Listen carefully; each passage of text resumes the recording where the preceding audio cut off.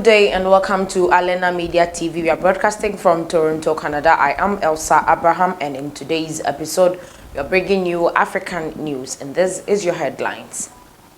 Sudan regained control of border areas and deployed additional troops to border with Ethiopia. And in our next story, Ethiopia explosion, abandoned bomb kills 3 in Addis Ababa. And in our last story, cross-border attack prompts urgent talks between Sudan and Ethiopia. Let's go for a quick break. When we come back, we'll get our news in details.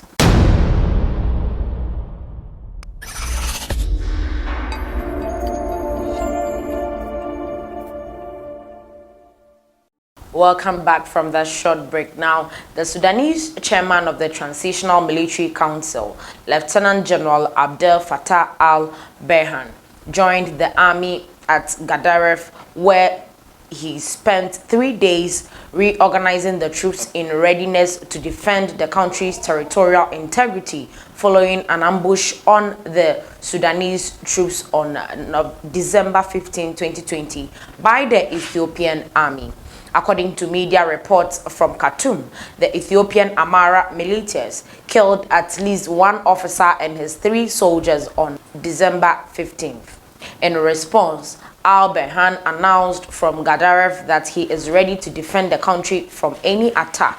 In latest reports from Khartoum, the army has deployed heavily armed military troops and parliamentary support known as the Rapid Support Forces at the eastern border with Ethiopia.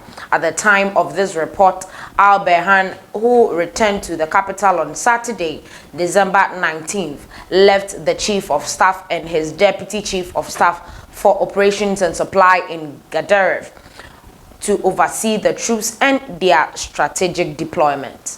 According to reports from Gadaref, fighting resumed on Saturday at the border as wounded soldiers continued to arrive in Gadaref from recent fighting. The Sudanese military intelligence reports that Ethiopian army and allied militias were trying to fight back Sudanese deployment of more troops, which they see as a provocation for war. On the side of the Ethiopian army, their military operations is meant to persuade the Tigray People's Liberation Front, whom they believe are fleeing, to reorganize within the Sudanese territory with an aim to regain control. This argument is being backed by senior parliamentary politicians in Addis Ababa who are accusing the Sudanese government of supporting the TPLF. But to keep the situation calm, the Ethiopian government is cracking down on media that attempts to report the fighting at the border with the Sudanese troops. Despite the ongoing tensions between the two countries, Sudan News Agency reports that thousands of Ethiopian seasonal workers who come to work during harvest season in Sudan have started arriving, and Sudan government has promised to issue at least 100,000 temporary visas to Ethiopian workers. On the other hand, Sudan humanitarian authorities have reported that at least 54,526 refugees have arrived from Tigray region alone and are now registered as refugees in Sudan. According to the humanitarian report, at least 20,437 people have been registered as refugees at Rakuda camp in Sudan. The Ethiopian crisis and Sudan-Ethiopia tension is expected to be one of the main agenda to be addressed in Djibouti by the IGAD heads of state and government that is currently being attended by the Sudanese Prime Minister and Ethiopian Prime Minister. However, the Ethiopian leadership has rejected mediation with the northern region of Tigray. Moving on to our second story for today, Ethiopia's explosion, abandoned bomb kills 3 in Addis Ababa. 3 people have been killed and 5 others wounded after an abandoned bomb exploded in Ethiopia's capital, Addis Ababa, police says. The blast happened in the city's Lideta neighborhood on Sunday. The people who died were homeless and living on the streets. Senior police officer Commander Alemayehu Ayelke told that broadcaster EBC. There is no indication that this explosion is linked to the crisis in the northern Tigray region.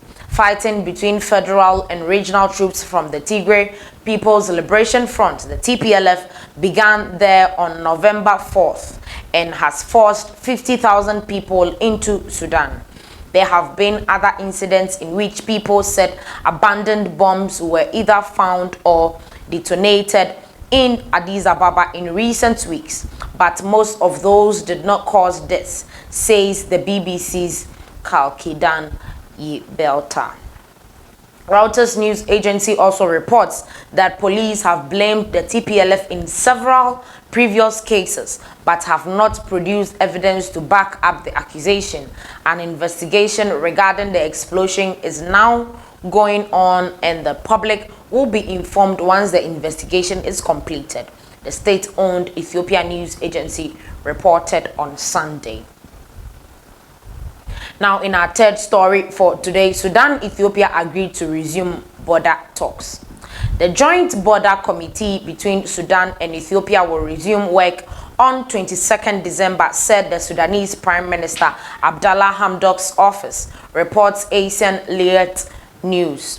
Sudan and Ethiopia have agreed to resume meetings of the Joint Border Committee on Tuesday at a time when the border area has been witnessing recent skirmishes. The Joint Border Committee between Sudan and Ethiopia will resume work on 22nd December, Sudanese Prime Minister Abdallah Hamdok said in a statement on Sunday. According to the statement, Hamdok and Ethiopian Prime Minister Abiy Ahmed held a meeting on the sidelines of the summit of the Intergovernmental Authority for Development, which started in Djibouti on Sunday. The last meeting of the committee was held this May in Addis Ababa, capital of Ethiopia, on December 16th. The Sudanese army announced that Ethiopian forces and militias ambushed an army force inside the Sudanese territories on the borderline between the two countries. The border area between Sudan and Ethiopia often witnesses armed clashes by militias during the preparation for agricultural season. Moving on to our next story, cross-border attack prompts urgent talks between Sudan and Ethiopia. The Sudanese Prime Minister has met his Ethiopian counterpart as his forces continue their advances to reclaim territories controlled by Ethiopian militias along the two countries' shared border. Abdallah Hamdok's office said the meeting with Abiy Ahmed took place in the Horn of Africa nation of Djibouti on the sidelines of a summit of a regional bloc on Sunday. His office said the Sudanese and Ethiopian officials would convene on Tuesday in Sudan's capital for border talks. It did not give further details. Ethnic Tigrayan survivor Abrahali Minajbo, 22, from Maikadra, Ethiopia, shows his wounds from machetes inside a shelter near the Sudan-Ethiopia border.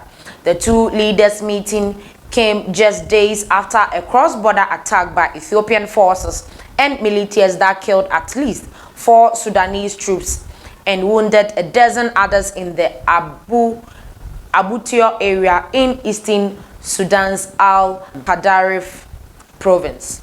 Sudan's state-run news agency reported at the weekend that the military had deployed large reinforcements into Al-Qadarif province to reclaim territories controlled by Ethiopian farmers and militias in Sudan's Al-Fashaka border area.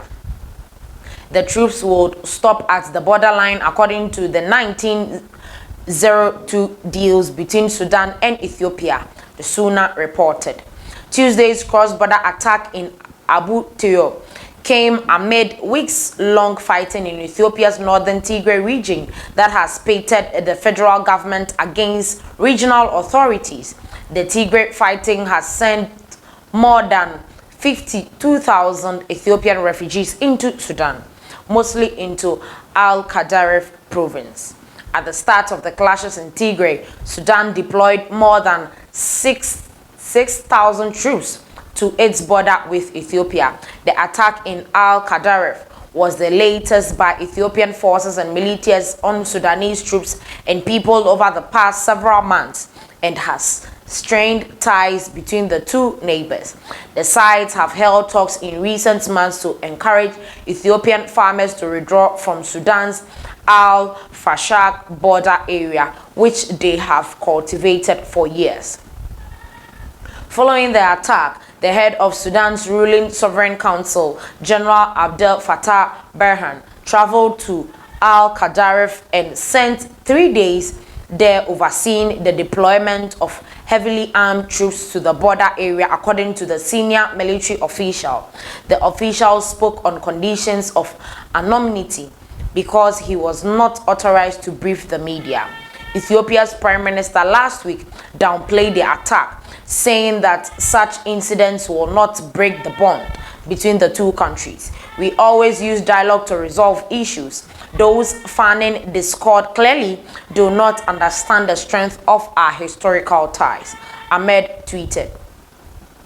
Ahmed and Hamdok met at a summit of the Intergovernmental Authority on Development known as the IGAD, where the Tigray fighting would likely top the agenda. Hamdok is the current head of IGAD.